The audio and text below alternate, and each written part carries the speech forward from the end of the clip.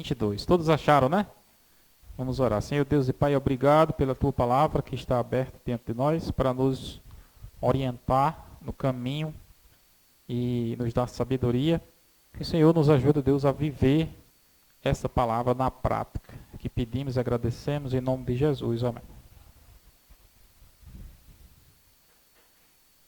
A seguir, dirigiu-se Jesus aos seus discípulos e dizendo: Por isso eu vos advirto, não andeis ansiosos pela vossa vida, quanto ao que haveis de comer, nem pelo vosso corpo, quanto ao que haveis de vestir. Porque a vida é mais do que o alimento, e o corpo é mais do que as vestes. Observai os corvos, os quais não semeiam nem ceifam, não têm despensa nem celeiros, todavia Deus os sustenta. Quanto mais valeis do que as aves.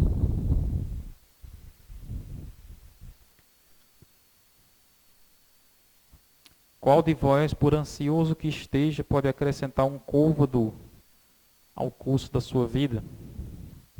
Se, portanto, nada podeis fazer quanto às coisas mínimas, por que andais ansiosos pelas outras? Observai os lírios, eles não fiam, nem tecem. Eu, contudo, vos afirmo que nem Salomão, em toda a sua glória, se vestiu como qualquer deles.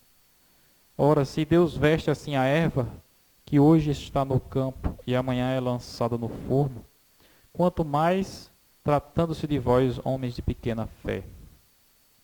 Não andeis, pois, a indagar o que haveis de comer ou beber, e não vos entregueis a inquietações, porque os gentios de todo o mundo é que procuram essas coisas, mas o vosso Pai sabe que necessitais delas. Buscai, antes de tudo, o seu reino, e estas coisas vos serão acrescentadas. Só até aí, irmãos. Verso 31, amém? Esse é um dos discursos mais bonitos de Jesus, né? É um discurso que ele é totalmente contrário a tudo que a gente vê no mundo, né? Para onde você se volta no mundo, você vê pessoas inquietas, não é? Você vê pessoas preocupadas, você vê pessoas correndo em busca cada vez mais de ganhar, né? Para que possa o quê? Comer melhor, né, Edvan? Para que possa se vestir melhor, não é assim? E elas fazem exatamente como Jesus está dizendo assim. Elas valorizam mais o exterior do que... Eu gosto muito desse verso que ele diz assim: a vida é mais do que o alimento e o corpo é mais do que a vestes, né? Ele significa isso. O seu corpo é muito mais importante do que as roupas que você usa. Mas você está tão preocupado com as roupas como se elas fossem mais importantes do que o seu corpo. A sua vida, ela é muito mais valiosa do que o alimento que você come, não é? No entanto, parece que você esquece da sua vida e fica o tempo todo preocupado só. Não é, irmão? Aí esse outro trecho aqui ele diz: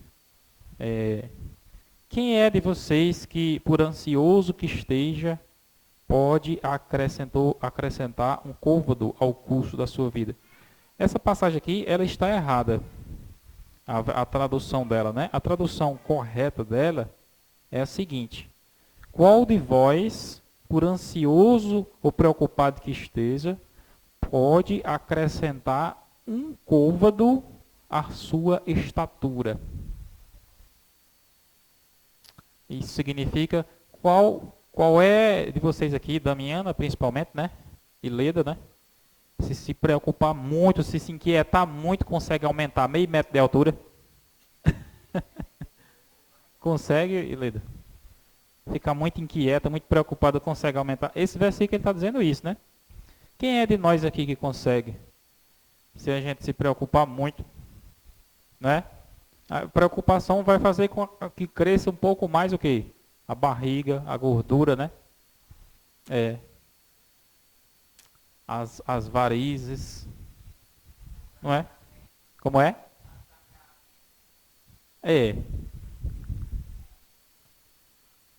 Aí ele diz então: se vocês não podem fazer nada em relação a coisas tão simples, por que ficar preocupado com as demais? E, como eu falei para vocês, né, essa passagem bíblica, ela é o oposto do que a gente vê no mundo, né? E é muito difícil colocar isso em prática na nossa vida, exatamente porque o ambiente em que a gente vive, ele está constantemente estimulando as pessoas a ficarem preocupadas, ansiosas, não é? Inquietas. O que é que vai acontecer e o que é que eu faço, né? E tudo, exatamente tudo à nossa volta procura deixar a gente nesse estado. Nós estamos vivendo num mundo uma epidemia muito maior do que a epidemia do coronavírus, uma epidemia de ansiedade. Pessoas estão cada vez mais ansiosas. Eu estive, irmãos, muito ansioso mesmo. Muito tempo da minha vida. E eu digo com alegria, estive, né? E graças a Deus, estou bem melhor, me sentindo muito bem melhor em relação a isso. Essa passagem bíblica, ela soa muito melhor aos meus ouvidos do que antigamente. Né? Ansiedade em minha vida era algo realmente incapacitante. E é incapacitante na vida de qualquer pessoa. E, como eu falei para vocês, é uma epidemia global. Será que a gente consegue aqui, Odivan, entrar em alguma casa aqui nesse bairro que não tem uma pessoa ansiosa? Toda casa você encontra, Vera, não é? Pessoas com algum tipo de ansiedade.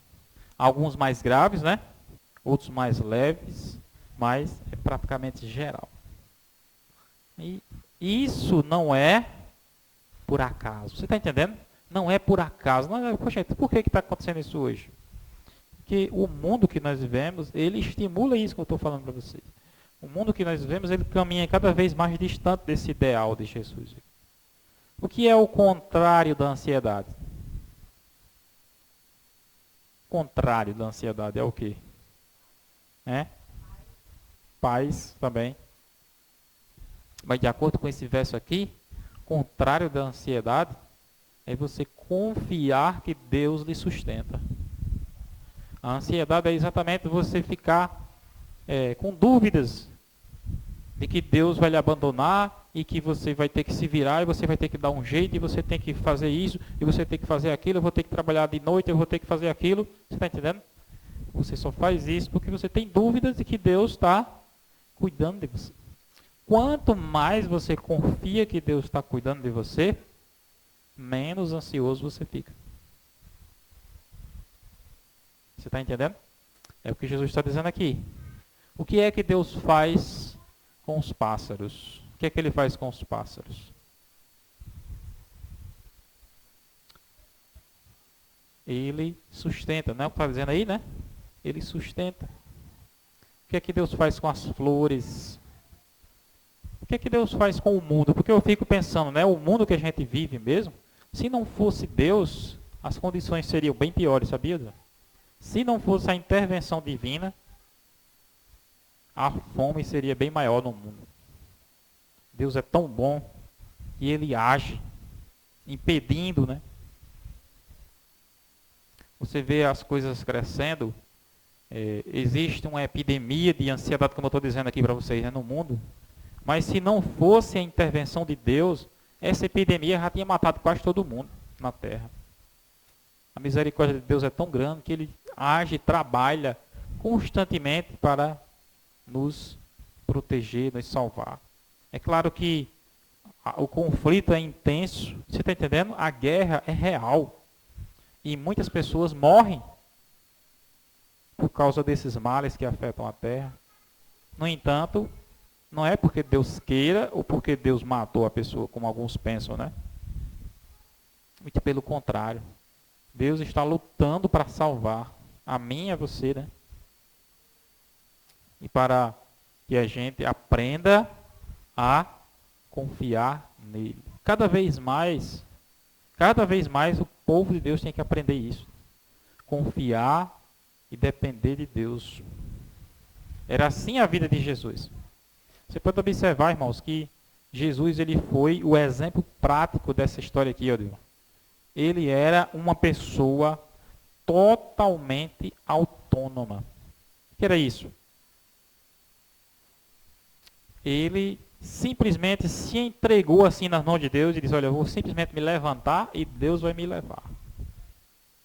E quando você pensava que não, começava a aparecer uma mulher, trazia uma coisa para Jesus, os discípulos emprestavam o barco, você está entendendo? E tudo aquilo foi providência de Deus, né, na vida de Jesus. E Jesus, quando ele começou o ministério dele, vocês acham que ele tinha conta em banco? Será que Jesus tinha patrimônio guardado para dizer assim, isso aqui vai me financiar? Será que ele tinha? Não tinha. O que era que Jesus tinha? Total e plena confiança em Deus. E qual foi o momento em que Deus desamparou Jesus? Só teve um momento. Foi na cruz. Que ele olhou assim para o céu e disse, Deus meu, por quê? Só foi aquele momento em que Deus desamparou. Por quê? Porque Deus queria desamparar ele? Não, porque era necessário. Ele sofreu a condenação, ele sofreu a penalidade do pecado em nosso lugar. Mas antes disso, né, durante todo o ministério de Jesus, ele foi sempre cuidado e guardado por Deus. Interessante que até na hora da morte, quando Jesus estava ali e disse, está consumado, né? E disse que ele disse assim, rendeu o espírito, né? Sabe o que é que estava reservado para ele, Olivan? Um entulho público, onde ele seria jogado. Porque Jesus não tinha túmulo, Jesus não tinha plano do Pafo, né? Como é que, o plano do Pafo, né? Que as pessoas já não tinha. Jesus não tinha mais amigos, porque todos os discípulos deles fugiram. Ele não tinha recurso. O que era que estava reservado para ele? O monturo. Era onde jogavam os criminosos, era onde jogavam os crucificados. Era em terrenos baldios, entendeu? E ficava ali misturado com lixo, e ali eles tocavam fogo. Jesus estava preocupado com isso, o que queriam fazer com ele? Ele mandou algum discípulo ir providenciar uma sepultura para ele? Não. Simplesmente descansou e sabia que Deus iria cuidar. Na hora que Jesus expirou, apareceram dois homens, Nicodemos e José de Arimateia. Esses dois homens, Felipe, eram um dos dois homens mais ricos que havia em toda a Jerusalém. Nicodemos, ele era tão rico que ele tinha dinheiro suficiente, Olivan, para sustentar toda a nação de Israel durante um ano. Imagina aí, o tanto de dinheiro que precisa para sustentar a cidade de Patos durante um ano. E Nicodemos tinha dinheiro suficiente para sustentar toda a nação de Israel durante um ano. E José de Arimateia era outro homem também extremamente rico. E outro homem também extremamente, Gorete, José de Arimateia, ele era extremamente meticuloso com os seus bens. Quem aqui não gosta de morar numa mansão? Quem aqui não gostaria de morar numa mansão? Hein? Gostaria de morar num prédio, numa casa confortável? Não gostaria não, Taguia? Numa casa que tivesse ali a natureza, pássaros cantando. Você está entendendo? Nesse sentido, quem é que não gostaria de aqui, Odivan, de ter um carro zero do ano? Nicodemos não, José de Arimateia era assim, você está entendendo? Era um homem rico e ele tinha o melhor. Ele era tão meticuloso, José de Arimateia, que ele disse assim, eu vou construir o meu túmulo, e meu túmulo vai ser igual o túmulo de rei. Ele mandou escavar uma caverna numa rocha. Imagina aí, vai, é fácil. Você chegar ali no espinho branco, né? E sair cavando ali e fazer um quarto na rocha. é, José de Arimateia, ele era, como é que pode dizer, vaidoso, né? É vaidoso, né, a palavra, né? Você chega ali no cemitério, você diz, não, eu vou preparar aqui um túmulo para mim e para minha família e vai ser o mais bonito do cemitério. Era exatamente assim que José de Arimateia pensava. E foi exatamente isso que ele fez. Ele fez o túmulo mais rico, a palavra de Deus diz que era sepultura de reis. E quando Jesus morreu, ele disse, ele morreu antes de mim, então ele vai para lá antes de mim. E ele então cedeu o túmulo para Jesus. A palavra de Deus diz que Jesus foi sepultado como um rei. Colocaram especiarias. Hoje em dia, quando as pessoas morrem, colocam flores, não é assim? Mas naquela época, formol, né? Formol. E naquela época, eles colocavam um negócio chamado mirra. A mirra era um perfume caríssimo. E um perfume que produzia um aroma agradável, né? E que preservava o defunto. Eu vi lá se eu não me engano, não vou procurar agora, que vai demorar, diz que Nicodemos, ele trouxe em torno de 30 quilos de mirra para embalsamar Jesus. Será que ele estava interessado no sepultamento de Jesus? O que é que vocês acham? Será que a gente costuma ver aí alguém morrendo e uma pessoa chegando aqui comprando ali 30 quilos de perfume para colocar no defunto? Ele trouxe para embalsamar Jesus, para envolver o seu corpo, né? Trouxeram também um negócio chamado sudário. Era um pano também finíssimo. E envolveram Jesus ali. E quanto que Jesus teve que se preocupar com isso? Hein? Quanto foi que ele teve que se preocupar com isso? A gente fica preocupado, né? As pessoas, a gente diz assim, fulano não tem nem onde cair morto, não é? De certa forma, a gente tem que ter organização, né? A gente tem que ter organização na nossa vida, organizar nossa... tem muitas famílias, né, agora, Vera, que o pai morre e não divide a herança, não é? Não divide, não diz o que é que fica para fulano. Aí quando morre, aí começa a briga, não é? Começa a guerra. Mas um erro, né, um descuido da pessoa que não se organizou. A gente tem que ser organizado, né? Mas ser organizado não significa ser ansioso demais, preocupado demais. Precisamos confiar em Deus. A gente precisa entender, Edivan, o que é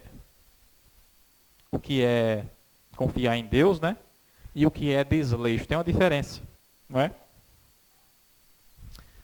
A confiança em Deus, ela produz a paciência. A confiança em Deus produz a paciência. E as pessoas às vezes confundem, né? Às vezes eu cheguei numa casa, a mulher disse, esse meu marido é muito paciente. Chegou um papel da energia aí, já tem 2, e ele disse, deixa aí, depois eu pago. É muito paciente. É paciência isso?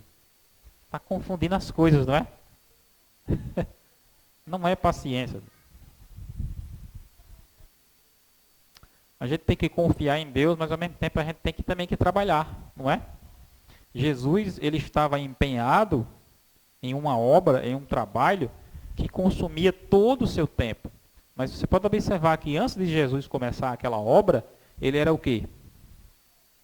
Carpinteiro, está escrito lá na Bíblia, né? Ele ajudava José na carpintaria.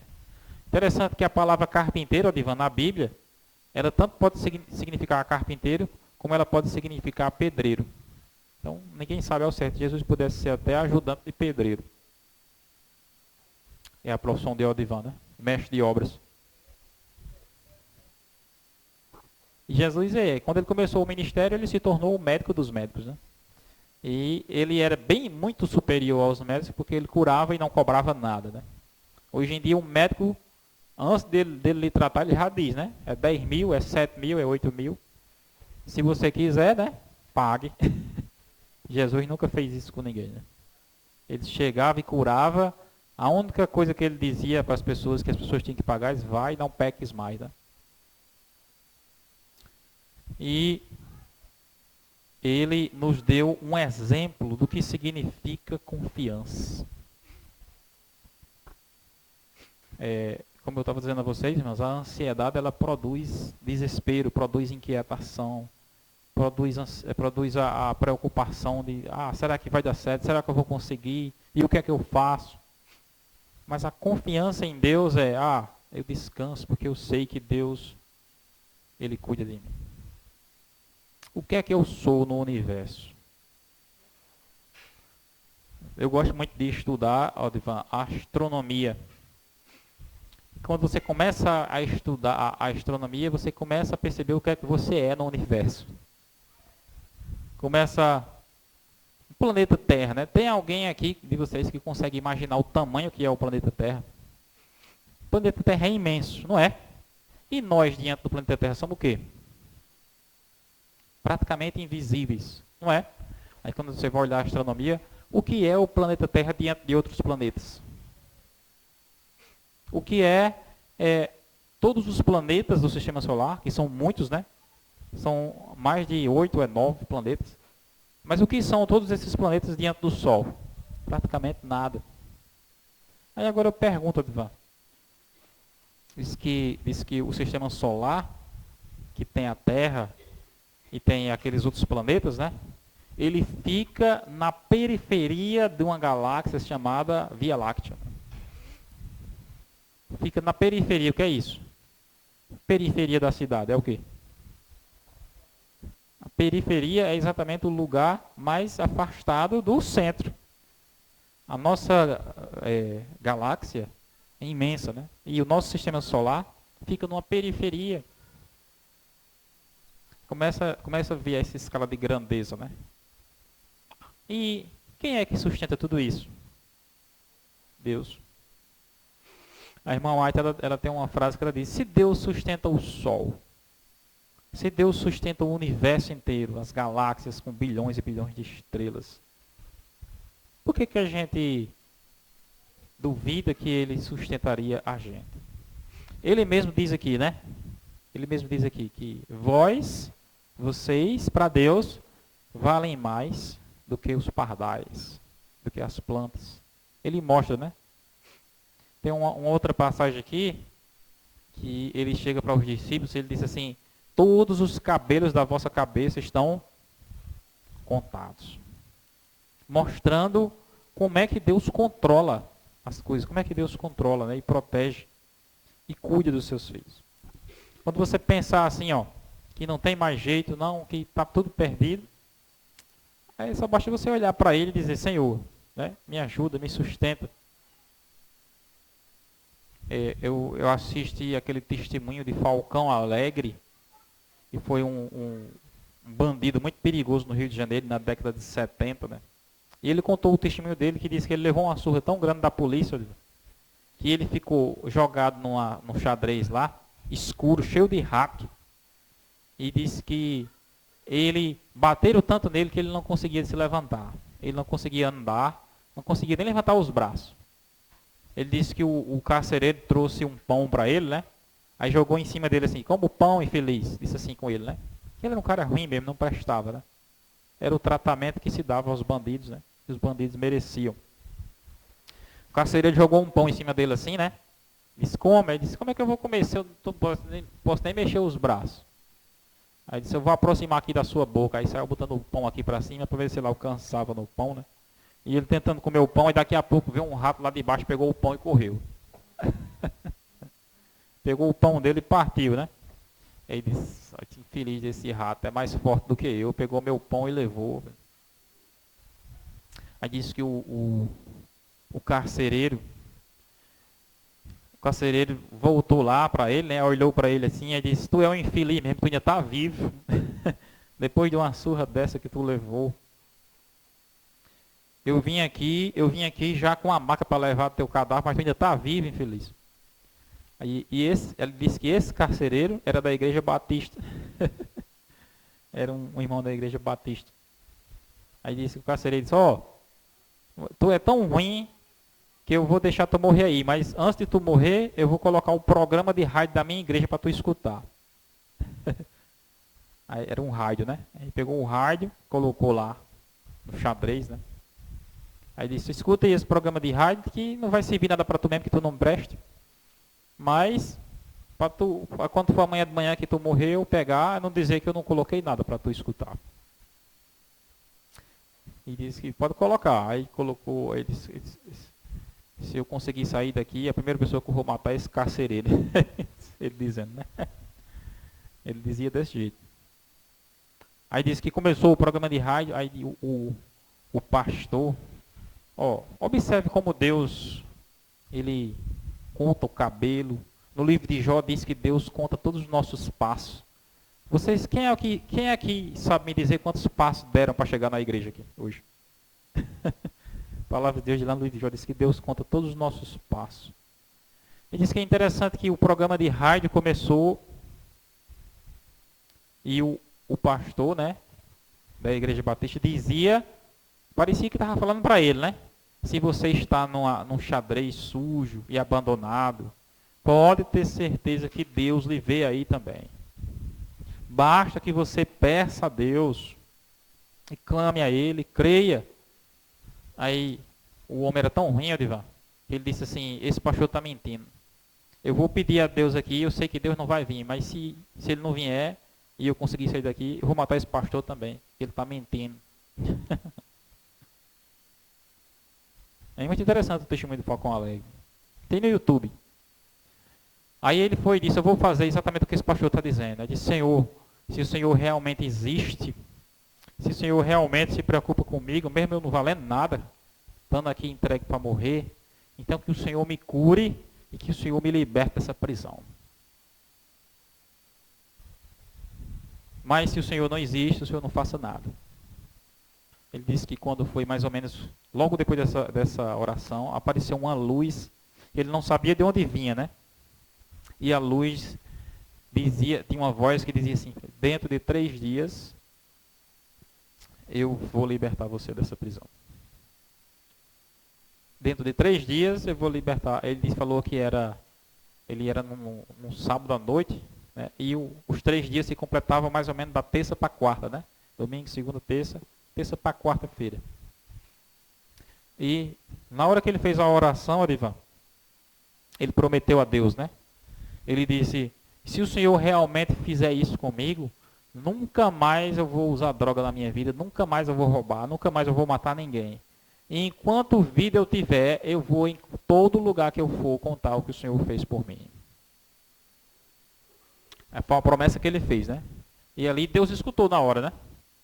E aconteceu exatamente aquilo. Diz que no meio da madrugada, velho, ele começou a ter o seu corpo curado. Entendeu? Ele começou a ter as suas juntas reencaixadas nos lugares. E diz que mais ou menos por volta da meia-noite ele já estava se levantando. E viu que estava liberto. E grande foi a surpresa do carcereiro de manhã quando veio com a maca para buscar ele. E quando olhou que viu ele em pé, dentro do xadrez. Disse, como é que pode, rapaz, tu é infeliz mesmo, eu vim para te buscar o cadáver, tu passou a noite aí jogado para morrer e tu amanhece vivo. Aí ele disse, foi o pastor da tua igreja que pregou para mim aqui, falando sobre o poder do Deus que liberta, e disse que só era eu orar, e eu orei, e ele me libertou. Tem mais, ele disse que dentro de 3 dias ia me tirar daqui. Isso aí não tem condição não, ele tem ali curado também, mas ele tirar daí, não tem quem ele tire não. Ele tinha matado em torno de 70 pessoas. Entre essas 70 pessoas, 11 eram policiais. Tinha iniciado mais de 20 jovens no tráfico de drogas, né? Mas ele clamou a Deus e disse que não ia fazer mais. E disse que se Deus curasse, ele iria testemunhar disso, né? E ele esperou. E é interessante que passou-se exatamente os 3 dias. No terceiro dia, já era quarta-feira de manhã, quando ele pensava assim, estourou o tempo, né? Aí disse que apareceram 3 advogados que ninguém sabia de onde eram aqueles advogados. Mas eram 3 advogados, todos de branco. Sapato branco, cinto branco, camisa branca, calça branca, pasta branca. Todos os 3 vestidos da mesma forma. E eles chegaram e falaram com o delegado que estava, né, na prisão, né? E trouxeram um papel. Uma ordem de do juiz chamado alvará de soltura. E o juiz olhou para o alvará de soltura e disse, isso é o quê? Isso é um alvará de soltura do preso que está aí. E o juiz disse, mas esse homem não pode ser solto não, porque esse homem é um dos maiores criminosos que já existiu no Brasil. Já matou gente igual formiga. Como é que esse homem vai ser solto? Ele disse, olha aí, é um alvará de soltura. Quem foi que assinou esse alvará? Esse juiz fulano de tal. Aí disse, eu sei quem é esse juiz, vou ligar para ele agora. Ele ligou para o juiz. E o juiz confirmou. Isso foi eu que assinei, pode soltar o homem. E se você souber, Vera, na justiça, Odivan, só funciona papel. Não é? Só funciona papel. Se você chegar na justiça e disser assim, não, essa casa aqui é minha, faz 30 anos que eu moro aqui, e aqui é minha, mas se você não tiver o papel, vale de quê? Vale de quê? Não vale de nada. Chegar outra pessoa com papel, a casa é dela. Está entendendo, Odivan? E aquele papel libertou o homem. Ele disse que na hora que ele saiu, aqueles 3 homens pegaram ele e disse, você vai com a gente. Você vai com a gente. Aí disse que entraram num Fusca. Um ia dirigindo e disse que os outros 2 iam atrás, no banco de trás, né? Cada um de um lado, e colocaram ele no meio. E disse que naquela hora ele sentiu um medo muito grande, porque ele disse que era exatamente assim que os traficantes faziam quando iam matar alguém. Quando os traficantes iam matar alguém, eles faziam isso, né? Pegava o cara, jogava no fundo do banco de trás e sentava um do lado, outro do outro, para o cara não sair, né? Ele ficou pensando, esses caras vão me matar. É isso, mas como é que eles vão me matar? Se eu estou curado, me libertaram da prisão, eles vão fazer o que comigo? Disse que os 3 homens se dirigiram até uma chácara. E diz que nessa chácara, eles passaram 30 dias estudando a Bíblia com ele, na chácara. Né? Ele disse que eles faziam o culto no pôr do sol, ele fazia o culto de manhã, no pôr do sol, todos os dias. Interessante que a gente só faz o culto de manhã, né? Aqueles que fazem, às vezes, né? Mas os homens ensinaram ele a fazer o culto de manhã, no pôr do sol, todos os dias. E disse que quando chegava a sexta-feira à tarde, os homens ensinavam a ele assim, ó, hoje é o dia em que começa o sábado. Então você tem que observar esse dia. Começa no pôr do sol da sexta e vai até o pôr do sol do sábado. Passaram 30 dias com ele ensinando como era que se guardava o sábado. Aí quando terminou os 30 dias, Odivan, eles disseram, pronto, você tá instruído. Agora, você já sabe o que você tem que fazer. Você conhece a Bíblia. Aí diz que um dos 3 homens, né, olhou para ele e disse assim, e não esqueça da promessa que você fez a Deus. Aí ele falou assim, como é que você sabe dessa promessa que eu fiz a Deus? Que eu estava lá dentro do xadrez, só tinha eu e um rato. E uma luz. Ele disse, não importa. Cumpra a promessa que você fez a Deus.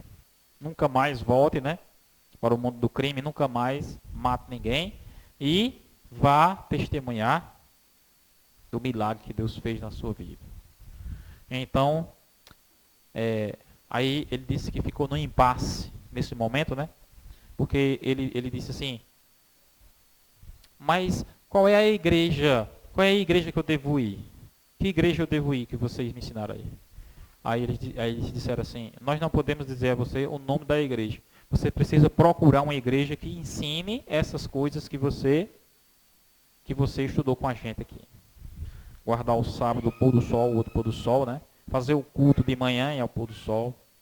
E todos esses estudos que você teve com a gente aqui, você vai ter que procurar a igreja que faz isso.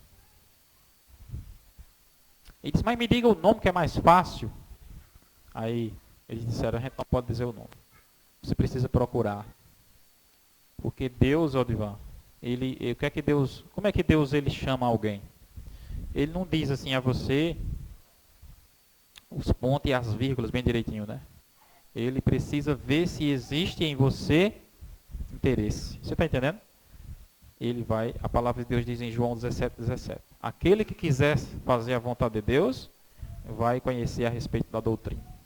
Se você quiser conhecer, automaticamente Deus vai lhe guiar. E não deu outra, né? Eu ia falar aqui sobre isso, né?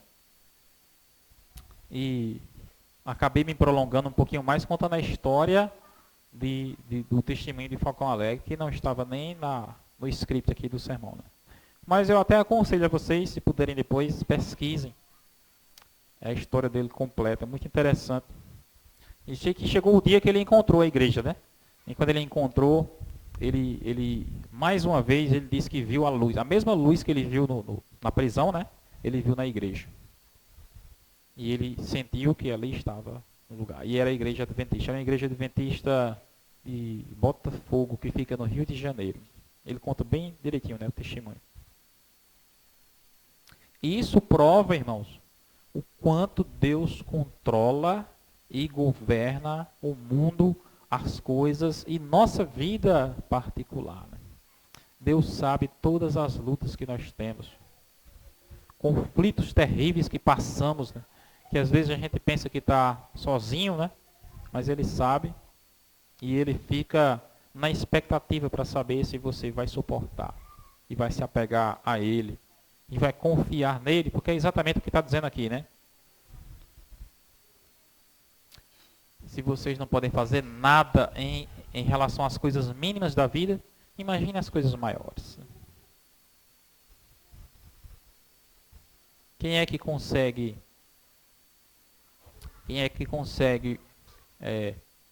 criar um olho humano num computador? Não tem como. Uma coisa tão simples, né? Que a gente usa todo dia, que é uma dádiva de Deus, presente de Deus. Irmãos, quando a gente aprende a confiar em Deus e a descansar em Deus, a nossa vida fica mais leve. A maioria das pessoas preferem confiar em si mesmo, preferem confiar nos recursos que têm à sua disposição. Você lembra da história dos espias? Eram 12 espias e 10 não confiaram em Deus, só 2 confiaram em Deus.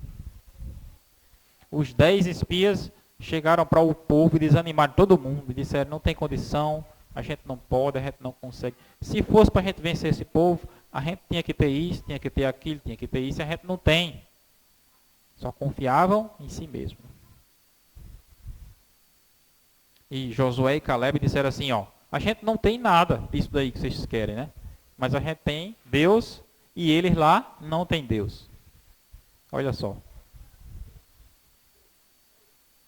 Tem uma frase que diz assim, quem tem Deus, tem tudo. Né? Quem tem Deus, tem tudo. Amém? Que nós possamos ter Deus na nossa vida, é o que mais precisamos, sabia? Eu estou muito feliz, irmãos, com a maneira como eu estou me sentindo em relação à ansiedade. Né?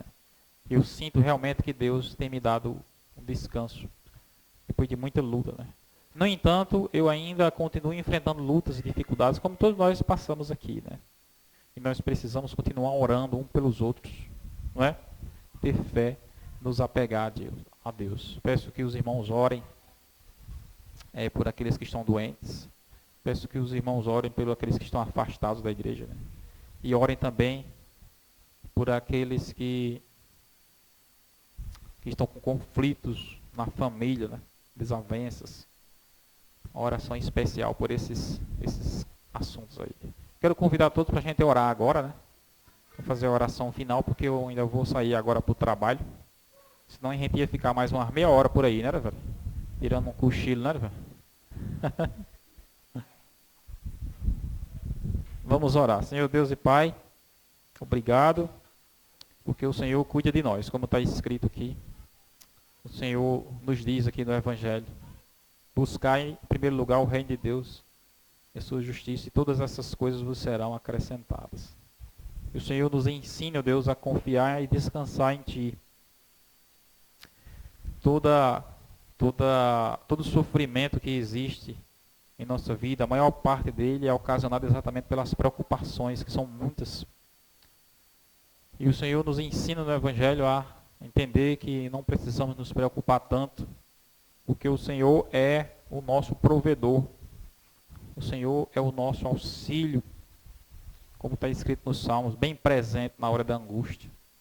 O Senhor venha nos ajudar e nos sustentar, ó Deus, e venha nos manter firmes em teus caminhos, venha abençoar, curar os que estão doentes, fortalecer os que estão fracos, unir os que estão desunidos e guiar o teu povo sempre no caminho da tua lei, até a volta de Jesus, onde nós poderemos dar entrada na vida eterna, que não terá mais essas dificuldades que enfrentamos aqui. É o que pedimos e já agradecemos em nome de Jesus.